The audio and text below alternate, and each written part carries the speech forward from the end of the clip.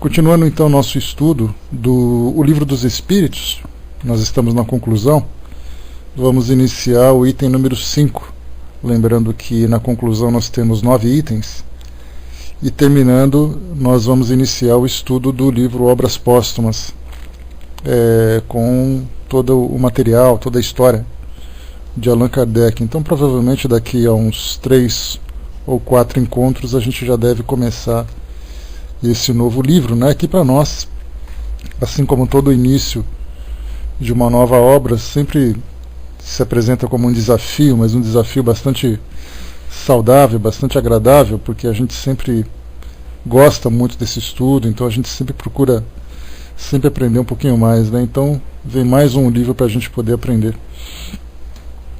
Vamos lá então, nós estamos na conclusão, e nós lembramos desde o início que o foco principal de Kardec ao escrever esses textos finais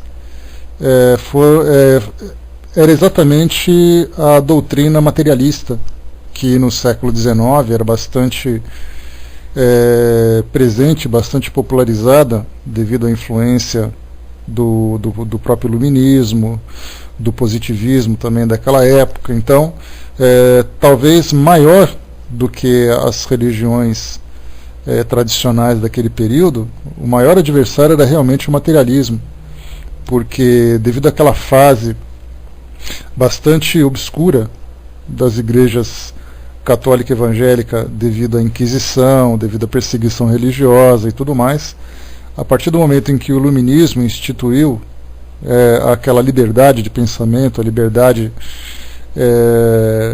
filosófica para todas as pessoas, uma grande parte daqueles que eram oprimidos por essas escolas acabavam optando pelo ateísmo, pela descrença de um modo geral, pelo areligiosismo, que seria as pessoas acreditarem em Deus, elas continuavam mantendo a sua fé, mas sem vínculos com as instituições religiosas, e outros optaram pelo próprio materialismo, né, em que o positivismo, que era aquela filosofia ou aquela nova doutrina que foi apresentada por Auguste Comte, mostrava para as pessoas que você podia viver em função apenas da sua própria razão. Então, esse talvez poderíamos considerar como sendo o maior opositor do Espiritismo naquela época, e então era para esses que Kardec direcionava esses textos. Então a gente continua, ainda seguindo essa mesma linha de raciocínio. A gente pode fazer naturalmente as adaptações para os tempos atuais, porque aqui no Brasil hoje, no século XXI, como a gente já conversou, a preocupação, na verdade a perseguição ou o atrito que o Espiritismo acaba tendo é exatamente com as religiões que nós temos aqui hoje, mas não mais com doutrinas materialistas, né, porque elas acabaram com o tempo perdendo a sua própria força, e hoje nós temos as pessoas que optam em não se vincularem em nenhum tipo de religião, mas não se forma, na verdade, uma instituição ateísta.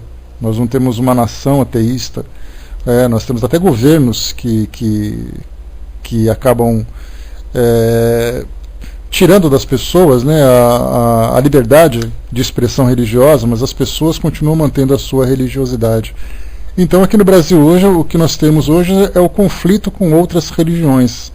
Então, do pensamento de Kardec para cá muda bastante coisa, a gente estuda para entender o contexto daquela época, mas a gente pode fazer as adaptações para a nossa atualidade de acordo, né, com o raciocínio que ele vai transmitindo para todos nós. Então aqui no item número 5, ele começa dizendo assim para nós: os que dizem que as crenças espíritas ameaçam invadir o mundo proclamam a sua força, porque uma ideia sem fundamento e destituída de lógica não poderia tornar-se universal. Se, pois, o espiritismo se implanta por toda parte, se recruta adeptos sobretudo nas classes esclarecidas, como todos o reconhecem, é que tem um fundo de verdade. Aqui a gente já vê, né, uma realidade. Hoje nós podemos pegar os dados, por exemplo, que o próprio IBGE oferece nesses últimos censos, de 2000, 2010 em especial, onde nós temos ali uma pesquisa uma investigação falando sobre o esclarecimento, a escolaridade de cada grupo religioso. Isso não é, né, um partidarismo, mas são dados estatísticos oficiais do governo. Então mostra que quando nós falamos sobre aqueles que estudam a doutrina espírita, aqueles que procuram se aprofundar dentro dos seus fundamentos, mostram um nível de escolaridade bastante elevado, e dentro dos segmentos religiosos, embora o espiritismo não seja uma religião no sentido convencional, mas é muito mais uma filosofia espiritualista do que uma religião, dentro desse segmento religioso, que assim é interpretado pela sociedade, pelos órgãos do governo também, é aqueles que mais têm seguidores com maior grau de escolaridade, né? Nós temos ali pessoas com formação superior, acima de 30%, por exemplo, né? Então isso mostra que os fundamentos do espiritismo, a base do espiritismo, ela não é simplesmente aceita por uma questão de crença, mas demonstra a necessidade de um estudo aprofundado para poder compreendê-la, né, na sua profundidade, entender a sua lógica, entender a sua razão e principalmente satisfazer a todos os questionamentos que são feitos. Porque se nós pegarmos as bases das religiões tradicionais e submetermos a questionamentos básicos, a gente vai ver que tem muitas respostas que se sustentam muito mais pela fé, pela crença, do que pela razão. Tanto é assim que nós temos hoje que a ciência e as religiões, de um modo geral, elas não se combinam exatamente porque a religião não aceita os argumentos da ciência e a ciência não aceita simplesmente a crença das religiões. Então nós temos ali aquele choque entre os dois, em que não há a aceitação de ambas as partes. No caso do espiritismo, se você tiver uma pergunta e essa pergunta não for respondida pela sua lógica, pelo seu conhecimento, pelas bases científicas que ela pode oferecer, é que alguma coisa está errada. Então exatamente esse é o principal pilar que sustenta o pensamento espírita. E continua para nós. Contra essa tendência, né, de perseguição e tudo mais, serão inúteis todos os esforços dos seus detratores. E o que o prova é que o próprio ridículo de que se procuram cobrir, longe de deter o seu impulso, parece-lhe haver dado novo vigor. E aí aquela filosofia que a gente coloca, aquele pensamento, né, que a gente coloca, que quanto mais você persegue alguma coisa, mais desperta a sua atenção, mais ela se torna difundida. Então, normalmente, aquilo que você propõe como uma nova ideia, e essa ideia não tem fundamento, ela por si só ela acaba se implodindo, e ela deixa de existir porque não se sustenta. Agora, quando você tem algo que traz uma base sólida, que tem um conhecimento, que tem um fundamento racional, e ele não tem concordância daqueles que são os opositores, então há o embate, há essa perseguição. E é exatamente através dessa perseguição que há o impulso de difundir esse pensamento. Então, a gente tem uma passagem interessante que o próprio cristianismo acabou sofrendo na época de Jesus, em que ele chegou, trouxe um novo pensamento de igualdade, de liberdade, de espiritualização daquela sociedade, e ele passa por 3 etapas, como todos os pensamentos filosóficos que entram em conflito com o pensamento dominante de uma determinada região, de uma determinada sociedade. O primeiro, ele é ridicularizado. Então, Jesus, na época, ele era motivo de ridicularização por parte dos romanos, por exemplo, por parte dos próprios judeus, que não viam nele aquele que era o enviado, aquele que era o prometido. Então ele foi, na primeira fase, ridicularizado. Quando se percebeu que ele não era simplesmente alguém que estava trazendo uma nova fantasia, trazendo uma nova ideia, sem nenhum tipo de sustentação, quando perceberam que a coisa era séria, começou então a perseguição. Então primeiro vem a ridicularização, depois vem a perseguição. Quando você não consegue diminuir a importância, reduzir a importância daquele pensamento naquela fase inicial, começa então a perseguição, que foi exatamente o que aconteceu com Jesus, que culminou inclusive na sua execução, sendo visto como um criminoso diante da sociedade romana e também da própria judaica. E depois a terceira etapa é a própria aceitação. Então, nesse caso, o cristianismo passou por essas três etapas. O espiritismo, trazendo esse novo pensamento, não foi diferente. Primeiro ele passou pela ridicularização. As pessoas achavam que aqueles que eram seguidores do espiritismo eram pessoas que sofriam de distúrbios mentais, que os médiuns passavam por loucura, que havia uma influência do mal, uma influência demoníaca e tudo mais. Quando perceberam que havia uma grande sustentação e que também estava havendo uma grande aceitação na época, começou a perseguição, tanto por parte das religiões como por parte também da própria ciência, dos próprios ateus, inclusive, né? Que não se colocavam como cientistas, mas se viam como ateus, mas se colocavam distantes dos dois segmentos. Começou a perseguição e depois veio a aceitação, né? Então o espiritismo hoje ele passa por essa fase, de certa forma, de uma perseguição, né? de um combate. A gente vê muito isso naquilo que é falado nas reuniões religiosas, nas publicações que saem, né? Então simplesmente dizem que o espiritismo, por ter, pelas suas práticas, as práticas mediúnicas, o espiritismo pela sua filosofia, o espiritismo pela sua base científica, né? Acaba tendo de certa forma uma influência demoníaca, ou então até mesmo continuando aquele mesmo pensamento da época de Kardec, que também passava por essa condição de distúrbio mental, das pessoas não terem equilíbrio, aquela coisa toda. Hoje nós vemos também que passa por essa fase, especialmente em conflito com as religiões. Hoje a ciência já não se preocupa mais em combater o espiritismo, ela já está muito bem dividida, né? Ela se preocupa apenas com aquilo que diz respeito à sua própria área, e depois vem a aceitação. Então está naquela fase da perseguição com a aceitação. A aceitação, felizmente, se difundindo cada vez mais, e a perseguição mantendo ainda, né, aquela força para querer tirar realmente a credibilidade, mas simplesmente na base da crença, né, de dizendo assim, olha, você não deve acreditar porque aquilo não pode ser acreditado. E isso não é nenhum tipo de argumento que se sustente. E continua. Esse resultado justifica plenamente o que muitas vezes os espíritos têm dito. Não vos inquieteis com a oposição. Tudo o que fizerem contra vós se tornará em vosso favor, e os vossos maiores adversários servirão a vossa causa sem o querer. Contra a vontade de Deus, a má vontade dos homens não poderá prevalecer. Essa passagem ela é descrita na Revista Espírita na época do Alto de Barcelona. O Alto era sempre um ritual, um cerimonial que a Igreja Católica praticava nos momentos em que fazia os seus julgamentos.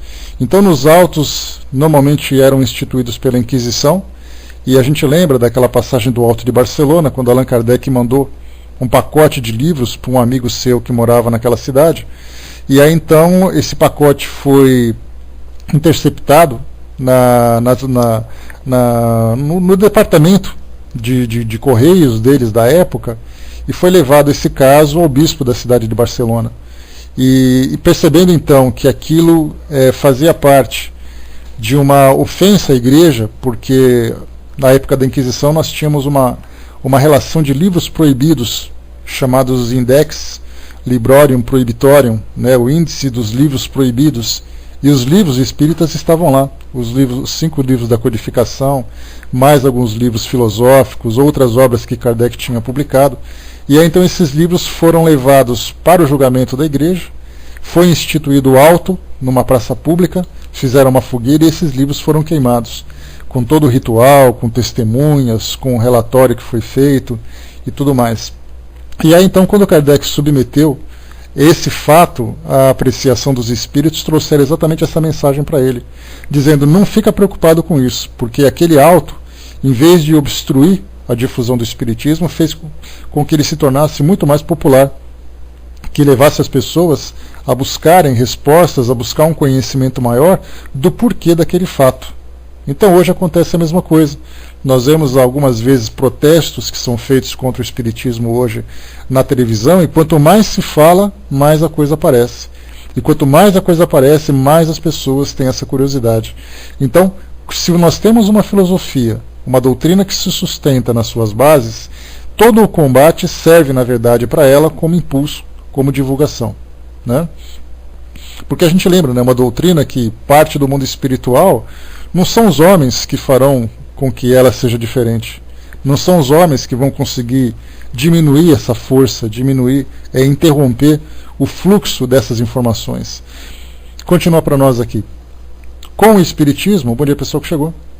Com o Espiritismo, a humanidade deve entrar numa fase nova, a do progresso moral, que lhe é consequência inevitável.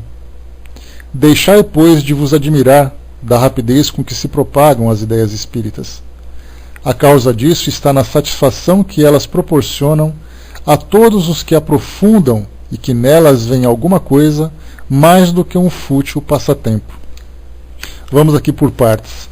Primeiro, quando se fala do progresso moral, nós temos um detalhe interessante que um dos argumentos que as religiões tradicionais hoje apresentam para aqueles que são seus seguidores é a necessidade de salvação e a necessidade de seguir aquele que é o seu representante.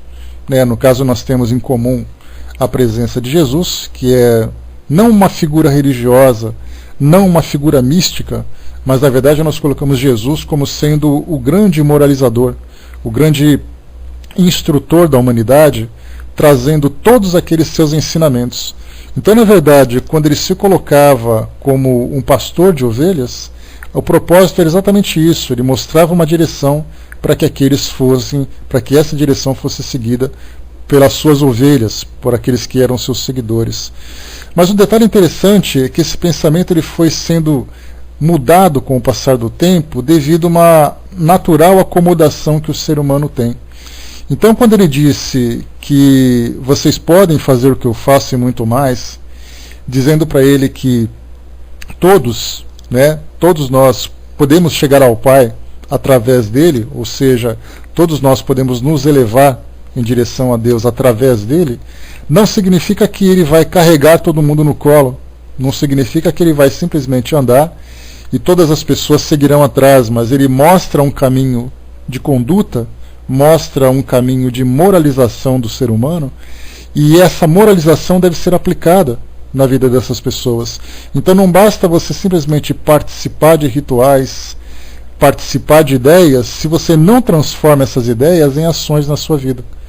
Então, na verdade, hoje nós percebemos que os templos estão cheios, as igrejas estão cheias, os próprios centros espíritas estão cheios, mas nós observamos que as pessoas estão ali muito mais como se essas fossem apenas um meio de transporte, em que você entraria dentro dela e ela te levaria para algum lugar, sendo que, na verdade, essas instituições, seguindo a filosofia cristã verdadeira, e não simplesmente vivendo essa acomodação, ou tentando viver essa barganha, que é natural do ser humano também, eu te ofereço alguma coisa, e você me dá alguma coisa em troca, e eu te ofereço a salvação. Na verdade, as bases do cristianismo você precisa se transformar moralmente, você precisa se transformar num ser humano melhor, e é essa sua transformação que vai te elevar. Como Jesus coloca aqui, a cada um segundo as suas obras, essas obras são as obras que fazem diferença. São esses resultados que vai demonstrar para nós realmente o merecimento de cada um nessa conquista espiritual que todos buscam. Então, o Espiritismo saiu dessa parte do ritual. Você não precisa ficar de joelhos, você não precisa ficar fazendo as suas leituras ritualísticas, você não precisa fazer as suas preces decoradas, você não precisa participar de ritual nenhum. Você não precisa materializar a sua fé participando desses rituais, mas você precisa de fato se transformar interiormente. É essa questão que o Espiritismo demonstra para todos nós. Quer dizer, você não precisa de nenhum tipo de ritual. Você precisa mostrar na prática aquilo que você é. Ou seja, aquela bondade que você gostaria de ter, ela só vai ter efeito se você realmente demonstrá-la através das suas ações. Então, por isso que nós temos hoje, que que quando nós falamos sobre reforma íntima, sobre transformação moral, sobre fora da caridade não há salvação. Então ninguém fala sobre simplesmente você se entregar, fala sobre sangue de Jesus, fala sobre ritual, nada disso, fala sobre você. É você com você mesmo. Então, de todos os ensinamentos que Jesus traz para nós, um dos mais importantes é exatamente esse: a cada um segundo as suas próprias obras. Se você não demonstrar isso de você para você mesmo, nada daquilo que você faça exteriormente faz efeito. Porque o exteriormente significa que você vai a um determinado local, que você participa daquele ritual, que você faz isso, mas interiormente você pode continuar sendo a mesma pessoa. Então, esses rituais, muitas vezes, esses cultos que são realizados, claro que eles nos servem, como toda religião, como toda reunião religiosa, serve para fortalecer cada vez mais a nossa fé. Só que as pessoas acabam muitas vezes restringindo todo o compromisso de transformação moral apenas na participação exterior. E é aí que faz a grande diferença. E continua: deixai, pois, de vos admirar da rapidez com que se propagam as ideias espíritas. A causa disso está na satisfação que elas proporcionam a todos os que as aprofundam e que nelas vem alguma coisa mais do que fútil passatempo. Aí quando se fala em passatempo, Kardec lembra, naquele passado, a questão dos fenômenos mediúnicos, principalmente de efeitos físicos, que era algo que chamava atenção. As mesas girantes, as próprias reuniões de psicografia, de psicofonia e tudo mais, as pessoas se deslumbravam, como hoje se deslumbram também. Muita gente vai a centro espírita, muito mais para poder ver o que acontece de interessante, aquilo que a gente já conversou, né? Aquelas pessoas que vão ao primeiro encontro da doutrina espírita, você fala assim: olha, você não quer participar lá de uma reunião lá no nosso centro espírita? Aí muitas vezes, por educação, ele fala assim: bom, tá bom, eu vou com você. Mas o coração dele está disparado, porque ele acha que quando ele chegar ali, ele vai começar a ver Gasparzinho, ver copo voando, ver prato girando, aquela coisa toda, né? E ele simplesmente se esquece da base filosófica porque ele não conhece. Porque para a maioria das pessoas o espiritismo se reúne em fenômenos mediúnicos. Se você vai a um centro espírita e você simplesmente assiste a uma palestra, as pessoas olham para você depois no final e falam: poxa vida, é só isso que vocês vão me mostrar? Foi para isso que eu vim aqui? Aí você olha para ele e fala assim: mas o que você acha que você veio fazer aqui? Você acha que é participar de alguma coisa espetacular, de algum circo de horrores, ou alguma coisa parecida? Porque é exatamente o pensamento que você tem. Então, quando você fala sobre fútil passatempo, é aquela ideia das pessoas se aproximarem da filosofia, se aproximarem do espiritismo apenas para observar, apenas para apreciar o fenômeno mediúnico. Sendo que, na verdade, o conteúdo vai muito além. A gente chegou a falar sobre isso numa dessas nossas últimas reuniões, porque a sociedade ainda vê o espiritismo, ainda entende o espiritismo como sendo parte de um fenômeno. Tanto é assim que quando você assiste a um programa de televisão, desses de entrevistas, né, que passam na parte da tarde, que passam à noite, algum programa, alguma reportagem, quando você fala de espiritismo, o foco principal, o protagonista de uma reportagem é exatamente um médium. E aí se fala sobre a capacidade desse médium. Aí vai entrevistar, por exemplo, um médium que faz cirurgias espirituais. E aí vai falando assim, né, o representante do espiritismo. Mostra o médium que faz cirurgia espiritual, mostra o médium que faz psicografia, mostra o médium que participa de efeitos físicos, e assim vai trazendo esses representantes que nada mais são do que médiums. E aí, para a sociedade, o espiritismo se resume nos fenômenos mediúnicos. E essas são as nossas grandes estrelas. São os nossos popstars, que são aqueles que provocam fenômenos. Então, entendemos que o espiritismo é apenas um fenômeno. Sendo que, na verdade, é aquela ideia que nós colocamos para vocês, uma grande montanha, e no pé dessa montanha tem uma flor. As pessoas olham para essa flor, se admiram com ela e se esquecem de olhar a montanha que está atrás. Essa montanha é toda a filosofia do espiritismo, é todo o conhecimento que ele proporciona, é toda a sua ciência. E principalmente, tudo isso que deve ser aplicado na vida da pessoa para que ela possa se transformar. Então, o que na época de Kardec se entendia no espiritismo como fenômeno, hoje é ainda assim. Mas há necessidade de mostrar para a sociedade e também para a própria mídia que o espiritismo vai além disso. Hoje nós temos alguns programas que são interessantes, como por exemplo o programa Transição, que normalmente passa na Rede TV, todos os domingos, às 16 horas, 16h15, eu não me recordo exatamente qual é o horário. E quando você liga naquele programa, você vê um entrevistado ou entrevistados falando sobre temas doutrinários. E isso é uma grande transformação, uma grande mudança.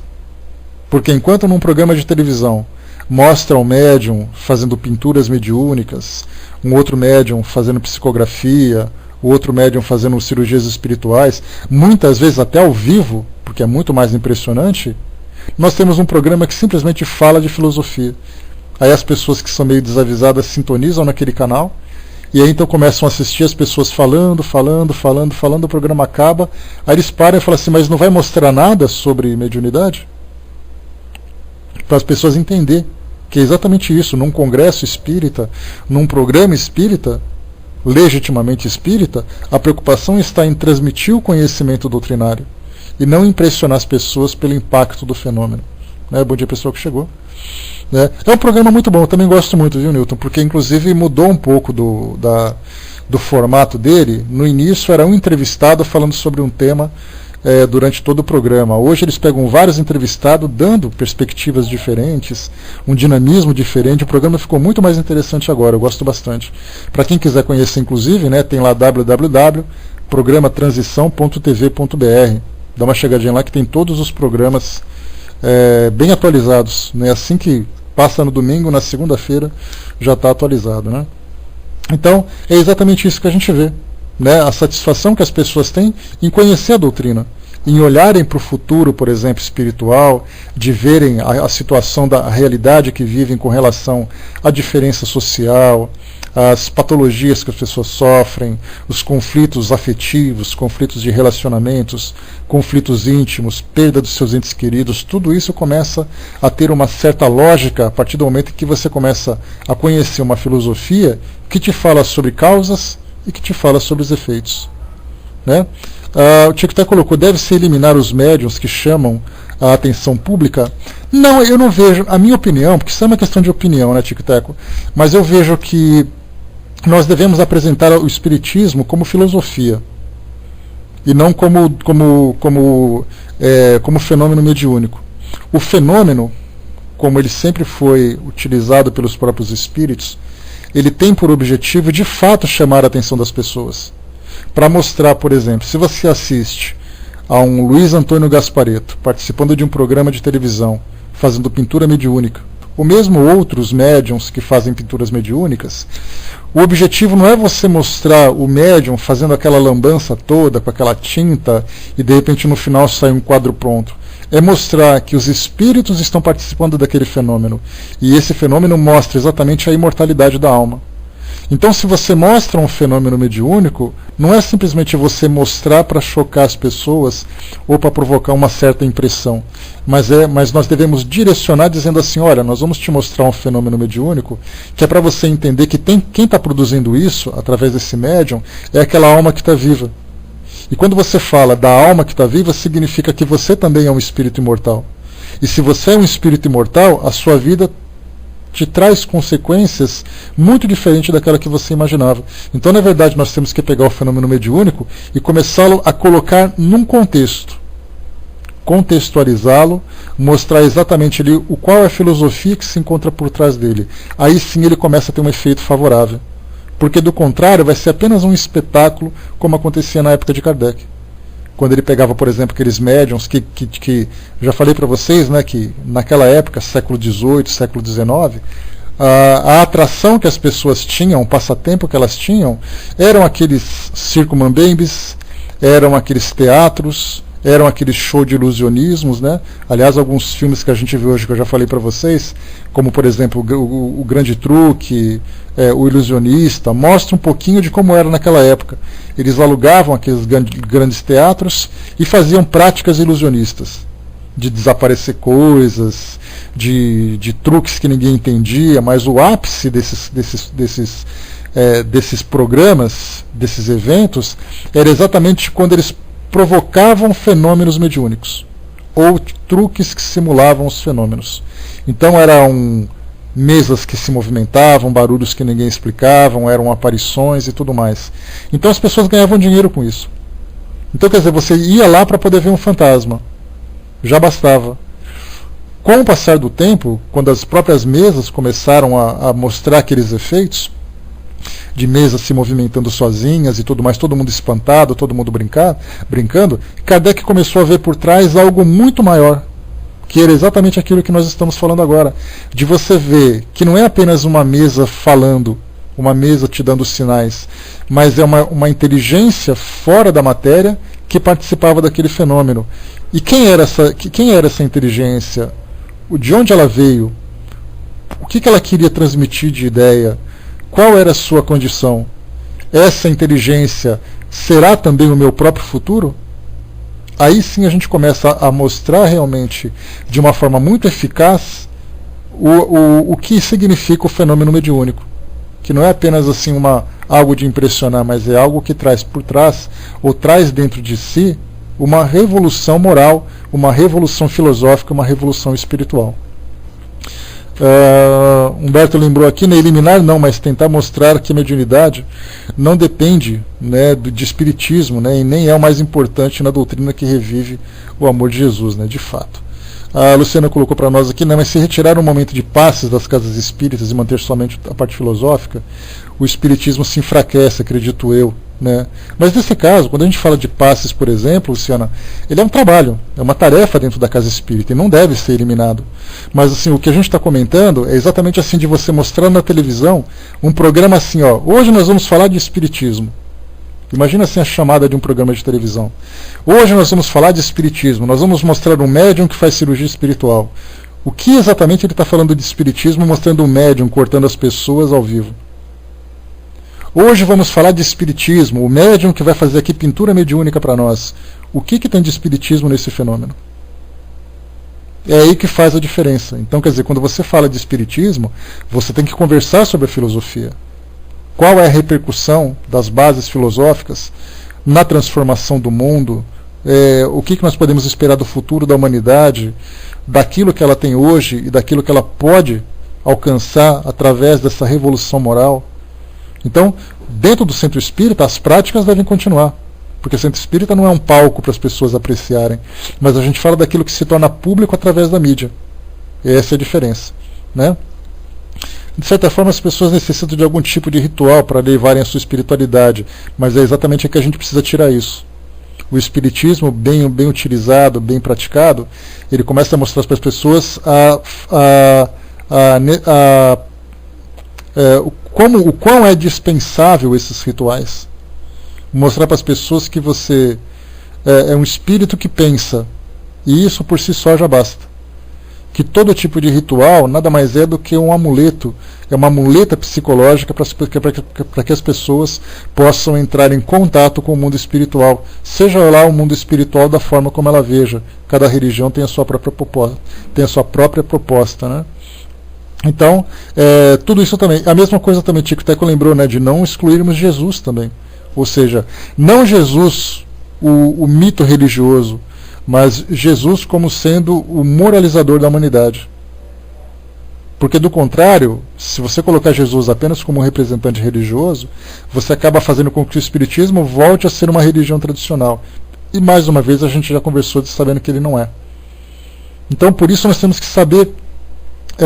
nós mesmos, os próprios espíritas, têm uma grande dificuldade de compreender o que é o espiritismo. Dá um aqui na área de texto, por favor, pessoal, para orientar a Andréia. Por favor. Obrigado.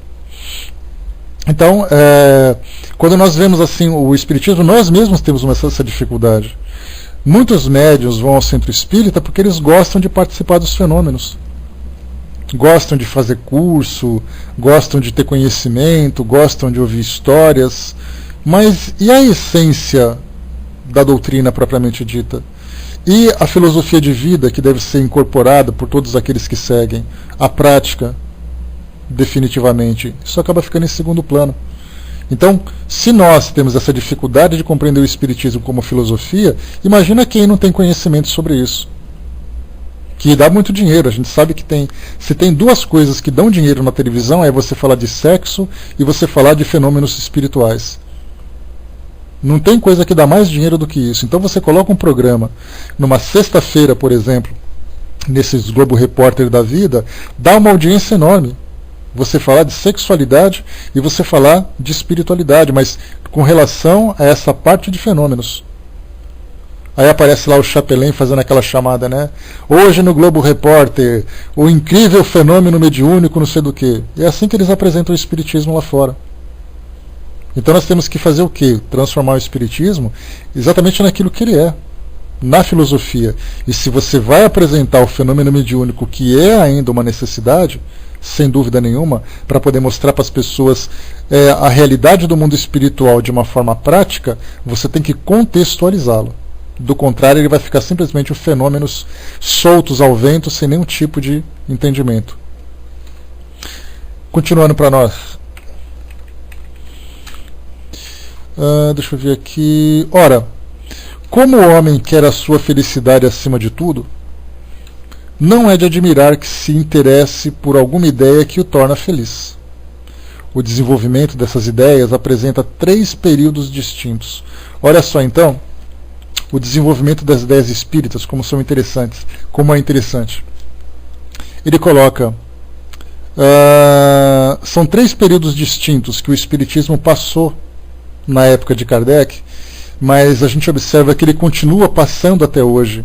Não é algo que acaba de uma hora para outra, porque cada vez que você vai, que as pessoas vão se aproximando da doutrina espírita para poder conhecer, porque tem uma certa curiosidade, ou porque tem uma necessidade, né, porque a gente sabe que a maioria se aproxima por necessidade. E é uma feliz minoria que se apresenta porque gosta, porque acha interessante, porque quer conhecer. Então essas 3 fases estão sempre presentes na história do próprio Espiritismo. Então ele fala de 3 fases, 3 períodos distintos. Primeiro, é o da curiosidade provocada pela estranheza dos fenômenos. É aquilo que a gente conversou agora. Então os fenômenos, eles devem continuar sempre presentes para poder chamar a atenção das pessoas para uma nova realidade. Se alguém está escrevendo alguma coisa, aliás, tem um detalhe interessante. Tem um centro espírita em Blumenau, Santa Catarina, que vem realizando algumas atividades inovadoras dentro das práticas mediúnicas de comunicação com familiares e entes queridos desencarnados. Eles vêm transmitindo ao vivo as suas reuniões. Então, o médium ali está presente, um público cada vez mais aparecendo, semelhantes exatamente, Nando, exatamente aquele lá. Então, só que ao vivo esse daqui, né? Isso é bacana. Então as pessoas se apresentam no centro espírita, os médiuns começam a psicografar, e é assim, uma psicografia atrás da outra, 30, 40, 50 psicografias. E as pessoas começam a se admirar por isso. De repente o médium fala, os espíritos tal, tal, tal, começa a falar os nomes dos desencarnados, nome e sobrenome. Em Blumenau, vocês acham isso na internet, coloca Centro Espírita Blumenau Psicografia no YouTube, depois que vocês vão achar algumas coisas, naturalmente depois que acabar o estudo, né, André? Então sossega essa mão aí. Então a gente lembra sempre que então o que eles fazem? Fazem a psicografia, começam a chamar fulano de tal, aí os familiares na plateia começam, todo mundo querendo escrever, né? Eu sabia. Olha só, todo mundo que está rindo estava querendo procurar já. Vocês são demais. Então, começa a chamar pelo nome das pessoas, e os familiares que estão lá no centro espírita começam a dizer, olha, é meu pai, é meu tio, é amigo da família, tal coisa e tal. Depois que eles relacionam o nome de todas as pessoas que estão presentes, os espíritos começam a psicografar. E começam a falar um pouquinho sobre aquilo que eles estão vivendo, que é muito interessante. Pois é, Nando. Então começa assim já a trazer isso tudo. E as pessoas começam a assistir, porque isso é transmitido através do site da instituição, se eu não me engano. Infelizmente não me recordo qual é o nome dela, mas não vai ser muito difícil de achar, não. Então todo mundo começa a olhar e começa a ficar espantado. E isso chama cada vez mais atenção. Então, quer dizer, quando você fala sobre a estranheza do fenômeno, quando você fala sobre impressionar as pessoas, isso é algo que sempre vai ter necessidade de se fazer. Porque quando você olha um fenômeno como aquele, você começa a pensar assim, peraí, se aquela pessoa está recebendo uma comunicação de um espírito da família dela que desencarnou, significa que aquele da minha família também não desapareceu, não deixou de existir. Significa que aquele que morreu no ano passado, ele continua vivo. E que também é possível eu me comunicar com ele. É a ideia que ele tem inicialmente. Então tem que se analisar todas as situações, as circunstâncias. Mas significa também um outro detalhe. Se ele que morreu trouxe uma comunicação, significa que eu também vou conseguir ficar vivo depois que eu morrer. Tá ali, ó, Cartas do Além, no Centro Espírita. O que é esse IL, ô Liris, por favor? Coloca para nós o nome do Centro Espírita completo, que assim fica mais fácil para quem tiver interesse em pesquisar. Por favor. Então, a gente começa a perceber que através desses fenômenos, como o Chico Xavier fazia na sua época, ele abria as reuniões públicas, as pessoas iam até lá, né? Irmã Lúcia, obrigado. Comunidade Espírita Irmã Lúcia, em Blumenau. Então, para quem quiser pesquisar um pouquinho mais, dê uma chegadinha lá. Então, os vídeos estão lá, para quem quiser assistir, coisa e tal. Então, pessoal, atenção agora de novo aqui. Então, os fenômenos estão aí, para chamar a atenção das pessoas. Esse é o primeiro período. Só que ele é um primeiro período que ele não terminou na época de Kardec e não vai terminar agora. Ele sempre vai ter um primeiro período para aqueles que estão se aproximando. Então eu pesquisei na internet, coloquei lá no Google que eu queria saber sobre fenômeno mediúnico, entrei numa sala do Pautalk, li um livro, vi alguma coisa na televisão. O fenômeno me chamou a atenção. Porque eu ficar falando assim algumas coisas sobre espiritismo, sobre filosofia, nem sempre vai causar o efeito que se espera. Então os espíritos, sabendo que nós somos muito mais impressionáveis do que grandes pensadores, porque ainda nós não estamos nessa fase ainda, então o fenômeno sempre vai estar presente. Então é aquela história, né, que eu sempre gosto de dizer, um livro velho, para quem nunca leu, é novo. Então, para quem nunca percebeu um fenômeno, percebê-lo pela primeira vez é sempre uma novidade. Então essa é a primeira fase. O primeiro período, que é da curiosidade. Então Kardec diz que já passou. Já passou no geral, mas ele continua sempre presente na vida das pessoas. O segundo é o do raciocínio e da filosofia. Então uma pessoa chega, por exemplo, assiste a um vídeo desse, por exemplo, do Irmã Lúcia, e começa a ficar curioso, né? Mas é uma necessidade, William, né? Porque a gente vê que, como nós somos muito impressionáveis, você não consegue se aproximar de algo diferente daquilo que você acredita, né? É muito difícil você se... Tá no meio aqui, filhinha, procura aí. Então, dificilmente você consegue se aproximar de algo que foge à sua rotina, se isso não te provocar um grande impacto.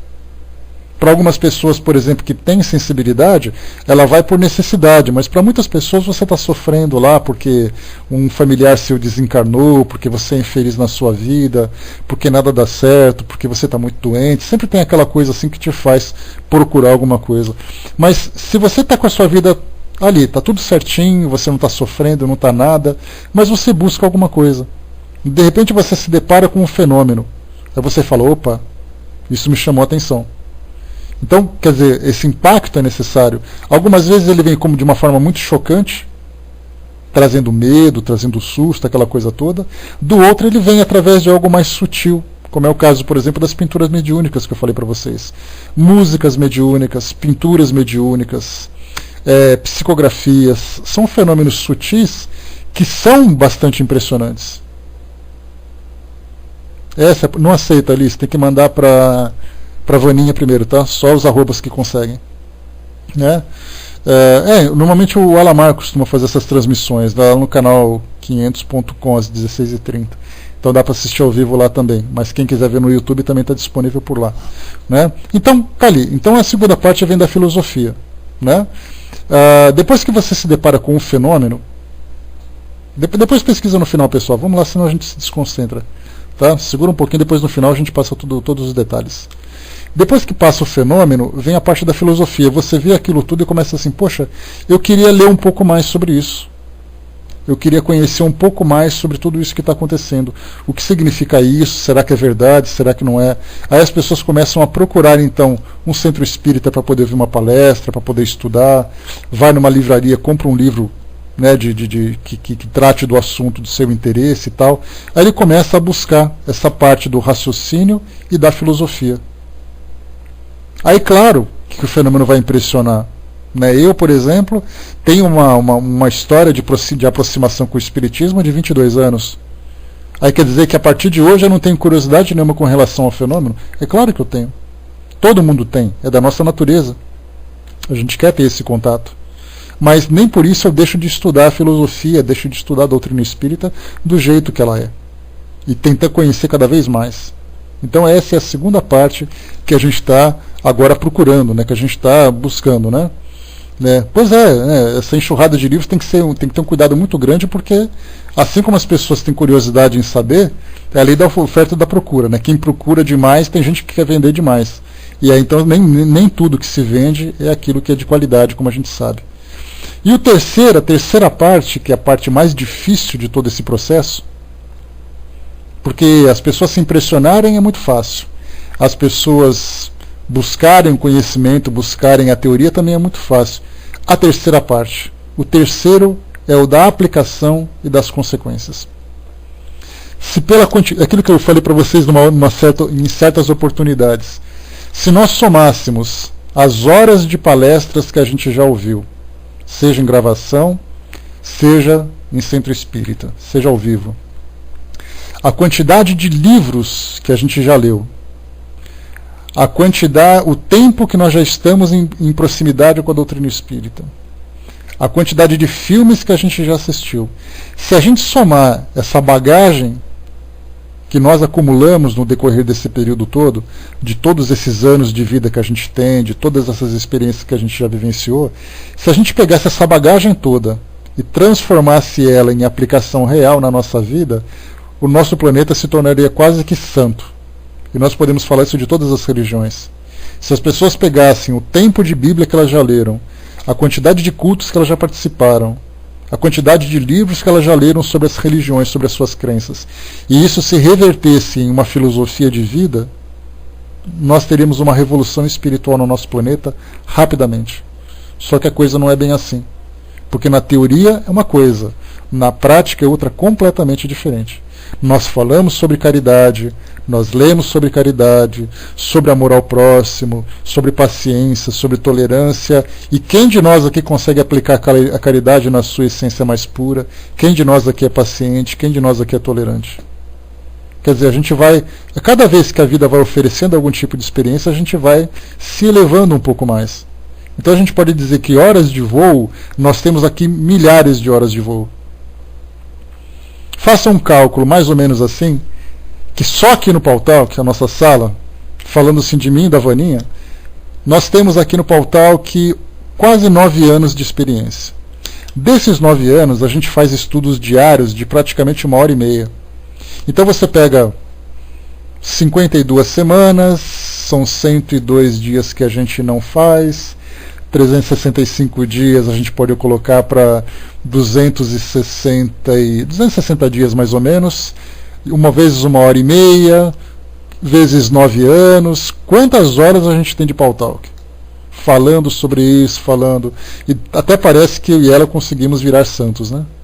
Porque se dependesse desse tempo que a gente tem só de Pautalk, a gente já teria assim com asinhas brancas, auréola na cabeça, aquela roupinha fluorescente e tudo mais. Só que a coisa não é bem assim. Livros, por exemplo, quantas páginas e quantas páginas a gente já virou? Quantos áudios a gente já ouviu? E a gente vê no que isso se reverteu na prática, por exemplo. Muito pouco. Por isso que essa terceira parte, né? Pois é, exatamente, né? Aquela roupinha branca, todo mundo de roupinha branca, descalço, andando no gramado, que nada. Todo mundo com roupa suja, rasgada, e assim a gente vai. Né? Então, tudo isso mostra o quê? Que tempo nós temos, conhecimento nós temos, mas disposição de transformar isso numa ação, reverter isso numa vivência prática dessa filosofia, já é muito diferente dessa realidade. Né? André colocou, nem fala, né? Tem 42 anos e estou na doutrina desde a evangelização. Né? Eu comecei nos 22, então comecei com 21, então eu estou com mais vantagem do que você, André. Eu posso errar um pouquinho mais que você, então, né? Então a gente vai assim. Né? Deixa eu ver aqui, ó, tá vendo? Ó, 35 anos, 30 anos, evangelização, nasceu na doutrina, todo mundo com bagagem aqui. Quem de nós aqui é um espírito exemplar, apesar desses tantos anos que a gente tem? Se for falar de esforço moral, como coloca lá o Espírito Verdade, né?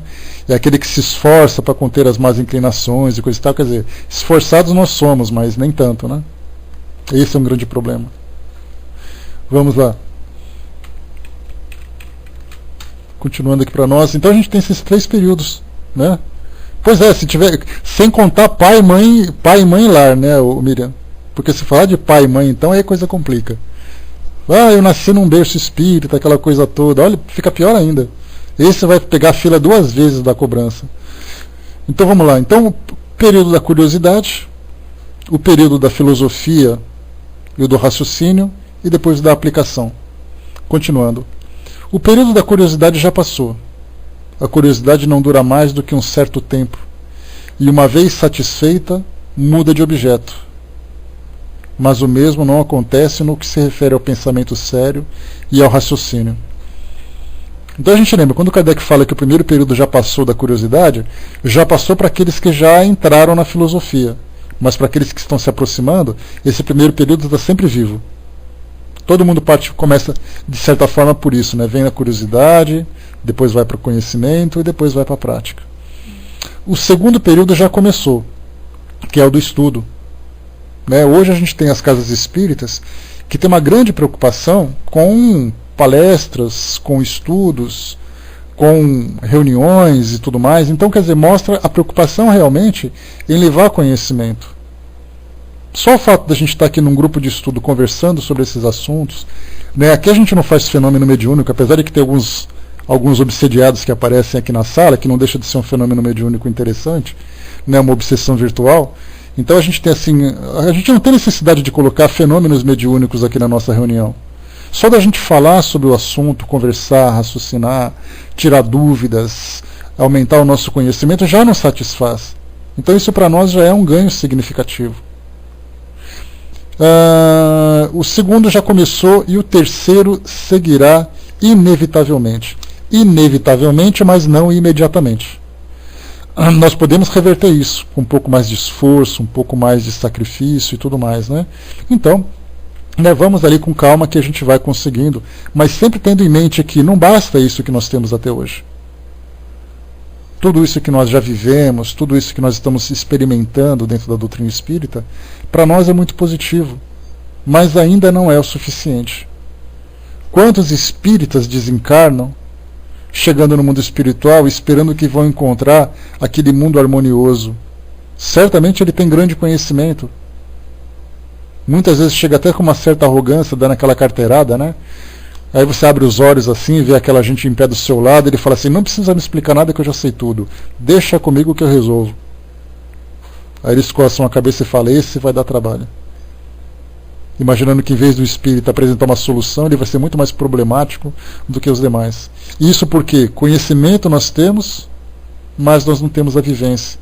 Essa vivência que se reverte na humildade, na serenidade, no equilíbrio, a gente não consegue viver isso ainda. Então seguirá inevitavelmente, mas cada um ali vai fazer o seu próprio tempo.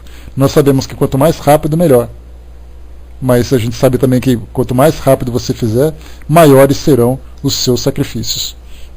O William colocou para nós aqui, eu acho muito importante ter alguém para poder nos dar um conselho ou nos ajudar, pois sem conhecimento e sem noção do que está acontecendo podemos sofrer um pouco. O problema, William, é que normalmente tem uma síndrome que me veio uma luz ali, depois eu pensei nela, chama síndrome da ovelha. A síndrome da ovelha é aquela ideia de que você é uma ovelha e você precisa eternamente de um pastor.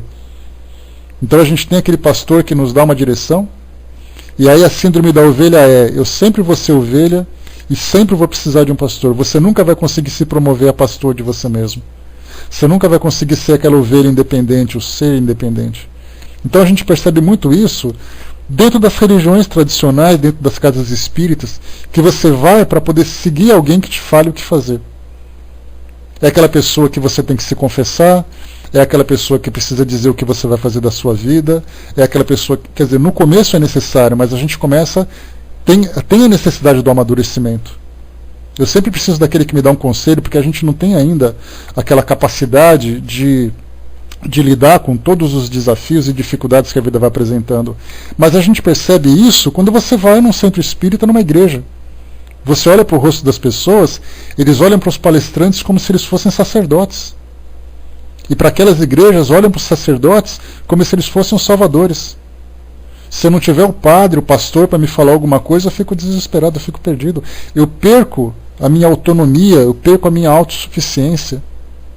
Então, quer dizer, sim, nós temos a necessidade de orientação porque nós não temos sabedoria ainda suficiente para lidar com situações. Mas o problema é que a gente se acomoda nessa condição. Esse é o problema. Fica todo mundo parado ali ouvindo, com a boca aberta, esperando ele falar, eu levanto e vou para casa. Eu nunca paro para pensar. Eu nunca paro para raciocinar aonde está o problema, no que eu posso fazer para resolver. Nós perdemos a capacidade de ter iniciativas dentro desse nosso desenvolvimento espiritual. Esse é um problema seríssimo que nós enfrentamos. Como seres humanos, não como espíritas e tal, como seres humanos é assim. Nós precisamos de uma liderança que nos fale o que fazer. O espiritismo ele é um curso de autonomia. É um curso de autossuficiência que a gente precisa saber utilizar. Continuando para nós aqui rapidinho. Né? Mas não acontece quase o mesmo com nossos mentores espirituais? Pois é, mas os mentores devem dizer a mesma coisa, né? Quando é que essa gente vai criar, vai abrir as asas e entender que eles podem voar sozinhos? Porque mentor espiritual, ele te dá orientação, mas ele não pode te carregar no colo. A gente espera que eles nos carreguem no colo. Então até nisso a gente vai ter problema também. Sempre esperar que alguém nos diga o que fazer, né? A Tina colocou, mas quando a gente não tem com quem conversar, acho válido a pessoa ter um para desabafar. Não, é diferente, Tina. O que eu estou dizendo é assim que, como eu falei, nós não temos ainda força ou sabedoria suficiente para lidar com as coisas. Então nós podemos e devemos trocar experiências, trocar ideia, pegar um conselho. Nós podemos dar um conselho, receber um conselho. Mas o problema é quando a gente cria essa dependência. A dependência psicológica, a dependência moral é aquilo que nos limita nesse nosso desenvolvimento. É claro que às vezes eu pego meus amigos, converso, conto meus problemas, troco uma ideia, de vez em quando eu brigo com os meus mentores espirituais, aí eles me brigam de volta comigo, aquela coisa toda, mas ouço uma palestra de alguém que é mais sábio, que é mais interessante, aprendo bastante coisa e tal, mas eu sei do meu potencial, eu sei da minha capacidade. Do contrário, a gente vai ficar simplesmente esperando que os outros vivam as nossas dificuldades. E não pode ser assim. Ficamos como pedintes, exatamente. A gente fica nessa mendicância espiritual que mostra exatamente a nossa fraqueza. Né? Deixa eu ver aqui, o William colocou, né? Acho que no começo é fundamental para podermos dar um rumo nessa nossa vida. Né? Digamos que um empurrão para andarmos só. Né? A gente pode dar aquele empurrão, a gente pode ter assim, uma companhia do nosso lado, conversar de vez em quando, trocar ideias, aquela coisa toda, mas, olha, se não tiver alguém do meu lado, eu tô em pé. Eu estou tropeçando, mas eu estou andando. Se eu tiver alguém para me ajudar, ótimo. Se não tiver, eu vou engatinhando, eu vou me arrastando. É essa força que a gente precisa ter. Né? A Sil colocou para nós, né, mesmo, todos querem liberdade, e quando tem, não usam. Exatamente. Né? A gente quer liberdade até que a coisa não... A gente quer liberdade para fazer coisa errada, na verdade. Porque quando o problema aperta, a gente corre para pedir um colo. Né? Essa que é a dificuldade que a gente enfrenta. Né? Vamos lá. Deixa eu só avançar mais um pouquinho, pessoal, que está quase na nossa hora aqui.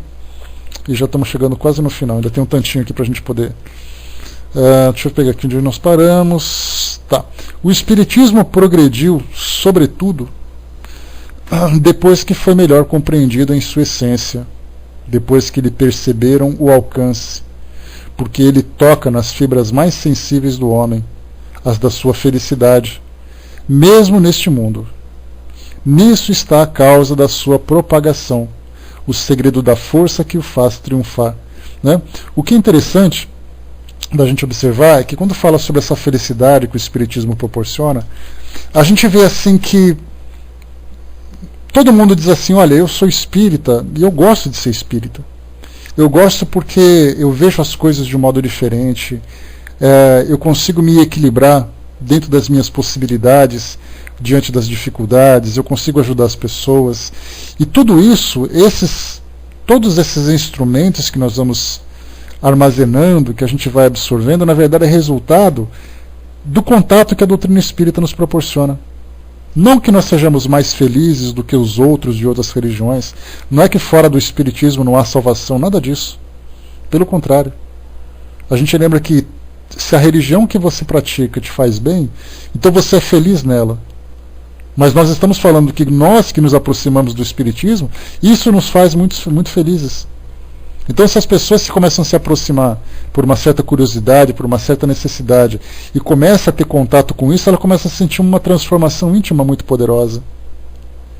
E isso é um resultado que nós devemos valorizar. No tipo de pessoa que nós nos transformamos depois que tivemos contato com a filosofia. Muitas pessoas demonstram uma certa decepção por participarem de instituições que têm ali as suas desavenças, uma antipatia por pessoas que trabalham no centro, a filosofia da casa que não é legal, então eles ficam muito, muito tristes, né, dizendo assim, olha, eu não quero mais seguir, eu não quero mais lá, fiquei muito decepcionado. Na verdade, se decepcionou com as pessoas, não com a filosofia, porque na filosofia, propriamente dita, acabou não conhecendo direito. Mas quando a gente tem contato verdadeiro com ela, isso nos transforma profundamente. Vamos em frente. Nisso está a causa de sua propagação, o segredo da força que o faz triunfar. Ele torna felizes os que o compreendem, enquanto a sua influência não se estende sobre as massas. Quer dizer, então, enquanto a humanidade não conhece a doutrina, aqueles que vivenciam a doutrina se sentem muito satisfeitos com ela. Já pensou quando atingir as massas? Claro que Kardec, quando ele falava na sua época, ele falava de um grupo muito reduzido. Agora imagina, por exemplo, se ele tivesse, hoje o Brasil, por exemplo, segundo as últimas estatísticas, né, de 2010, 3 milhões e 500 mil seguidores no Espiritismo declarados, e mais de 30 milhões de simpatizantes. Então quando se fala em massas, a gente está bem. Pessoas que olham, que gostam. Quando a gente vê, por exemplo, um filme como Nosso Lar, que saiu no cinema, que foi um dos recordes de bilheteria aqui no Brasil, e se encontram em festivais pelo mundo afora, nos congressos que a gente vê por aí, na quantidade de livros que são vendidos. Quando pega as estatísticas da FEB, por exemplo, e a gente olha assim, quantos livros foram vendidos desse ou daquele autor, é um volume significativo. Então mostra assim que há uma propagação. Pessoas adoram dar livros espíritas de presente, pessoas adoram ganhar livros espíritas de presente. E isso é muito positivo. E continua. Mesmo aquele que não tenha testemunhado nenhum fenômeno material de manifestações dirá, além dos fenômenos há uma filosofia. Essa filosofia me explica o que nenhuma outra havia explicado. Nela encontro, pelo simples raciocínio, uma demonstração racional dos problemas que interessam no mais alto grau do meu futuro. Ela me proporciona calma, segurança, confiança, me livra do tormento da incerteza e, ao lado disso, a questão dos fatos materiais se torna secundária. Então aqui mostra que muitas pessoas se aproximam do Espiritismo não pelo fenômeno, mas por uma necessidade que tem. Eu quero ir ao centro espírita porque eu perdi um ente querido e eu queria entender o que aconteceu, então as pessoas vão se aproximando. Algumas têm a felicidade de receber uma comunicação, outros participam de um tratamento espiritual e tudo mais, mas o fenômeno propriamente dito nem sempre é a causa essencial. No meu caso, eu não fui nem por causa de nenhum tipo de fenômeno. Tive contato, né, com o espírito na época, com o médium e tal, conversei com ele, coisa que me impressionou bastante, inclusive. Aliás, os fenômenos mediúnicos sempre me apavoraram, para falar a verdade. Eu tenho um histórico assim, na infância de contatos de fenômenos mediúnicos dentro de casa, assim, de processos obsessivos e tudo mais, que me deixava simplesmente apavorado. Aliás, o espiritismo assim, era para mim era assim, a coisa do coisa ruim mesmo. Depois a coisa foi se modificando, fui me aproximando, fui compreendendo e percebi que a filosofia é encantadora. A filosofia é aquela que sacia, que tranquiliza. O fenômeno é interessante. Assim como assistir um filme de terror também de fantasma é interessante. Mas quando você começa a ler, você começa a projetar sua mente para o futuro e começa a envolver tudo aquilo que você tem à sua volta, de você olha, por exemplo, assim, uma criança na rua, você não vê uma criança na rua, você vê um espírito passando por uma dificuldade muito grande, que tem o seu futuro comprometido, você vê alguém que está desencarnando, você vê alguém que nasce, você vê alguém que, sei lá. Porque é exatamente o que eu falei para vocês, quando eu falo em fenômeno, todo mundo quer ver, né? Mas todo mundo quer ver assim, ao meio-dia, numa praça de alimentação de um shopping center, porque aí ninguém leva susto. À noite, numa noite chuvosa, fenômeno, ninguém quer saber, né? Todo mundo escolhe fenômeno quando é agradável. Quando ele aparece, todo mundo corre. Esse é o detalhe interessante. Então é assim que a coisa funciona, né? Feliz, né, Catita? Tem um primo meu que a gente fala assim, né? Que ele diz assim, ele morre de medo do mundo espiritual, dessas histórias, né? Aí a gente está conversando e ele fala assim, poxa vida, né? Então quer dizer que os espíritos podem se comunicar, né? Eu falei, pode sim. Aí eu falei assim, bom, mas quando eu morrer eu venho falar com você. Aí ele olha pra minha cara e fala assim, mas não se preocupa que eu venho assim ao meio-dia na praça de alimentação de um shopping center ao domingo. Aí ele fala assim, então tá bom. Mas é triste que vai ser uma notícia no jornal, né? Uma pessoa morre na praça de alimentação de um shopping center. Quer dizer, o medo é tão grande que não importa onde você vá, o pavor ele vai sempre te perseguir. Então a gente gosta muito de fenômeno, até que não te dá aquele frio na barriga, né? Quando acaba a luz da tua casa, aí você vai andar pelo corredor assim carregando uma vela, e de repente você ouve um barulho na sala. Aí você vai olhar na sala, não tem ninguém. Aí você vira as costas gelado, anda pelo corredor como se nada tivesse acontecido, sopra a vela, se joga na cama e cobre a cabeça, como se isso fosse fazer alguma diferença. Esse é o detalhe interessante da coisa. É assim que vai funcionando, né? Pois é, a Rose, né? Médium morre de medo, né, Rose? Todo mundo acha que médium não tem medo, né? Tem. Vai com Deus, Cio. Beijo, até a próxima. Aparece sim. Então todo mundo acha assim, você é médium? Sou médium. Ah, então você não tem medo de fantasma? Até parece. Até parece que não tem. Morre de medo. Vamos lá. Tem médium que fala assim, escuta, não dá para desligar a mediunidade de mim, não? Não, meu filho, não dá para desligar. Não tem o botão liga-desliga, você simplesmente é médium. Né? Pois é. Quem é, gostaria de não ser, e quem não é, gostaria de ser. Né? Pois é, exatamente, né, Beth?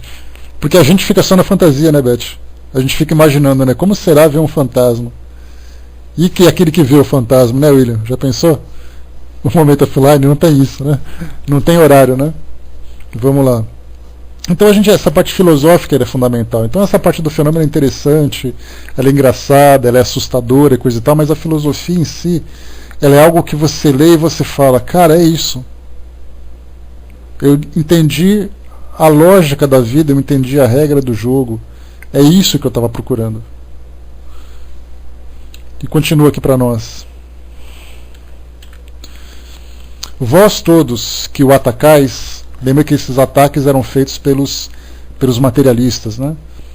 Quereis um meio de o combater com sucesso? Ei-lo aqui. Esse aqui é um desafio fundamental que Kardec faz. E, aliás, ele fala isso no livro que é o Espiritismo, em que ele diz assim, olha, essa é a melhor filosofia que tem para mim. Mas se você me apresentar outra, eu aceito.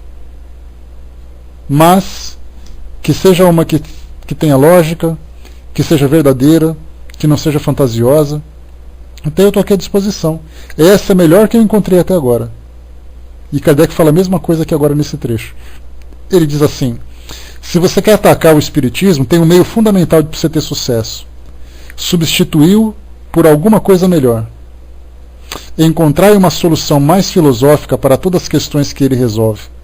Essas questões filosóficas, por exemplo, você pode colocar, me explica por que tem gente rica e tem gente pobre. Por que tem gente saudável e gente doente?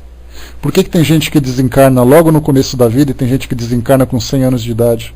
Por que nós temos gênios, pessoas intelectualmente muito bem desenvolvidas e pessoas presas na ignorância? Por que tem pessoas que nascem na África e passam fome e tem pessoas que nascem em países desenvolvidos?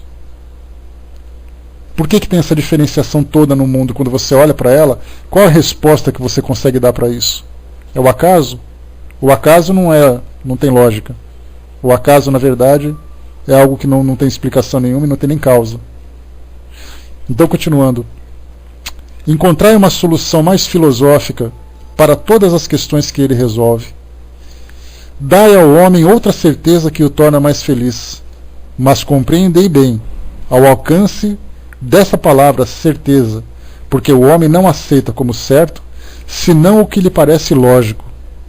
Não vos contentei de dizer que isso não é assim, pois é muito fácil negar. Provai, não por uma negação, mas através dos fatos, que isso não é, jamais foi e nem pode ser. E se isso não é, dizei sobretudo o que deveria ser em seu lugar. Provai, por fim, que as consequências do Espiritismo não tornam os homens melhores e, portanto, mais felizes pela prática da mais pura moral evangélica, moral que muito se louva, mas pouco se pratica. Quando tiverdes feito isso, tereis o direito de o atacar. O Espiritismo é forte porque se apoia nas próprias bases da religião. Deus, a alma, as penas e as recompensas futuras, e porque, sobretudo, mostra essas penas e recompensas como consequências naturais da vida terrena, oferecendo um quadro do futuro em que nada pode ser contestado pela mais exigente razão. Vós, cuja doutrina consiste integralmente na negação do futuro, os materialistas ele está tratando aqui, né? Que compensação ofereceis para os sofrimentos deste mundo? Vós vos apoiais na incredulidade, e ele se apoia na confiança em Deus. Enquanto ele convida os homens à felicidade, à esperança, à verdadeira fraternidade, vós lhe ofereceis o nada por perspectiva, e o egoísmo por consolação. Ele explica tudo, vós nada explicais. Ele prova pelos fatos, e vós nada provais. Como quereis que o homem hesite entre essas duas doutrinas? Aqui a gente agora, né, só para poder finalizar aqui o nosso raciocínio, a gente pode seguir e fazer uma comparação com as religiões hoje. Se elas tiverem uma explicação melhor para tudo aquilo que acontece no mundo hoje, o Espiritismo fica para trás. Se eu perguntar para você, por exemplo, por que aquela criança nasceu com câncer, as religiões vão dizer assim, é porque Deus quis. Por que aquela pessoa desencarnou nesse momento? É porque Deus quis. Mas por que tal coisa aconteceu? Porque assim Deus quis. Quer dizer, esse tipo de resposta ele é insuficiente quando você tem uma razão, uma lógica, um raciocínio que procura sempre encadear as ideias. Eu já passei por isso, conversando certa vez com alguns amigos evangélicos, na época em que eu frequentava a igreja metodista. Passava por uma transformação muito, muito grave na minha vida, e eu perguntei, né, poxa, mas por que as coisas são assim? Aí ele pegou assim, abriu a Bíblia, no livro de Jó, e disse assim, porque Deus está testando a sua fé como ele testou a de Jó. Porque Jó perdeu a família, perdeu a propriedade, ficou abandonado, e Deus estava testando a fé dele. Aí eu olhei assim para ele e falei, mas por que ele me escolheu para testar a minha fé e não escolheu você? Tinha que ser eu? Ah, mas é Deus que sabe das coisas. Aí você dá aquela coçadinha na cabeça, dá um abraço no amigo e fala assim, vamos lá comer uma pizza, vai. Vamos falar de futebol, que fica melhor. Então, quer dizer, não bastava por tudo, né? Coitado do Jó, né? E ainda assim a gente percebe que essas argumentações, quando você deposita na mão da fé, apenas da crença, a resposta dos problemas maiores que existem na humanidade, porque até mesmo diante de situações das mais difíceis, a gente se pergunta onde está Deus? Você liga a televisão e vê esses crimes que acontecem, assassinatos, tragédias. A gente fala assim, por que Deus permite que isso aconteça? Ah, porque só Deus sabe. Essa resposta não é suficiente quando você tem uma argumentação. A doutrina espírita ela pode não te dar resposta objetiva porque ela não conhece, nós não temos condições de adentrar nos mistérios de cada situação, de cada experiência, mas nós temos um raciocínio lógico que nos dá uma explicação. O porquê das tragédias coletivas, o porquê de jovens desencarnarem dentro de uma boate, porquê um avião cai, porquê um terremoto, porquê acontece um assassinato, porquê uma criança nasce doente, porquê um indivíduo está na rua. você começa a entender a lógica do processo, o porquê das coisas, o que acontece quando você vai para o outro lado, quando você acaba de desencarnar, o que acontece com uma pessoa que é muito cruel. Quando você começa a pensar assim, não, aqui na penitenciária de São Paulo, na década de 90, vocês devem se lembrar disso, houve uma invasão da polícia, numa rebelião que teve num dos pavilhões de criminosos graves aqui em São Paulo, e aí então 111 presos foram executados naquela penitenciária. Aí a gente pergunta assim, o que acontece com aquelas pessoas? Para aquele que tem aquele raciocínio limitado, vai dizer assim, eles vão para o inferno porque eles são criminosos. O Espiritismo diz assim, eles são espíritos que tiveram caminhos muito equivocados, mas terão oportunidade de encontrar luz também, através da transformação moral, porque a vida não termina pelo fato deles deixarem o mundo material. O dinamismo da vida espiritual permite que eles se regenerem através dos próprios esforços. E existe algo mais consolador do que isso? De você dizer para uma mãe, por exemplo, seu filho foi um criminoso, ele morreu, ele vai para o inferno, mas não se preocupa que a senhora vai para o céu. Que mãe consegue encontrar o céu sabendo que o filho está no inferno? Que mãe consegue ter paz no mundo espiritual sabendo que o filho vai viver uma angústia eterna por toda a eternidade? Onde existe uma lógica nesse raciocínio? E é aí que o Espiritismo vem e traz a sua resposta. Meus amigos, fechando por aqui nosso trabalho, nós concluímos o nosso item número 5 aqui da nossa conclusão. 6, 7, 8 e 9 é o que falta para a gente terminar aqui o nosso estudo do Livro dos Espíritos. E depois nós sabemos, mais uma vez, nós entraremos no estudo do livro Obras Póstumas. Então, enquanto vocês ficam aí elaborando perguntas para que respostas sejam apresentadas por essas doutrinas e religiões que nós temos por aqui hoje, a gente vai fechando por aqui o nosso trabalho, que certamente tem muita coisa para a gente pensar nesse